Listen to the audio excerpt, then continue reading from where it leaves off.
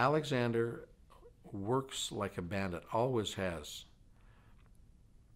He writes 12 hours a day, 7 days a week.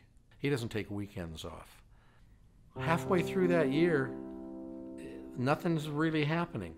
He starts to get a little concerned that he's not going to have an advance against royalties and then royalties checks coming in. And so toward the end of the year, he figures he's got to get a job. And he looks around and he gets a job. But he can't write his 12 hours a day because he has to go to work. So he would come home from work and he'd write till midnight. He'd still write 6 or 7 hours a day after putting in a full day at the office. And he kept writing and he kept not publishing.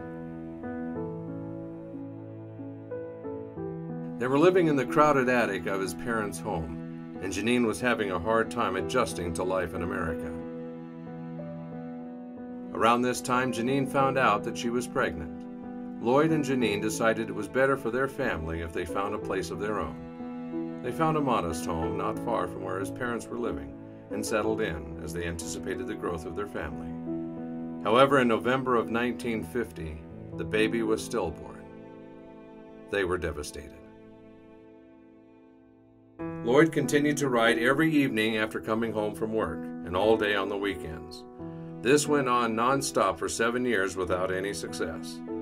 At this point, he started to slip into a deep depression. He was at the end of his rope. Had he not been working so hard, it would have been easy to say, well, I can change this. He's working every day. He's not cutting any corners.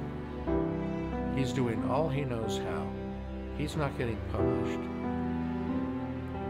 And he alluded to the fact that he may end things. His life is not turning out how it should be.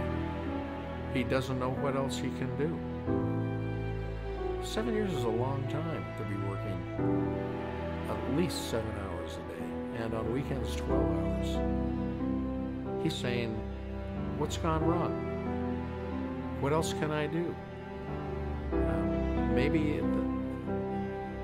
I'm not cut out to be what I think I was cut out to be. In desperation, Lloyd took a final look at his writing and realized that he had been trying to write about subjects that he knew nothing about. He needed to write about something where he had first-hand experience.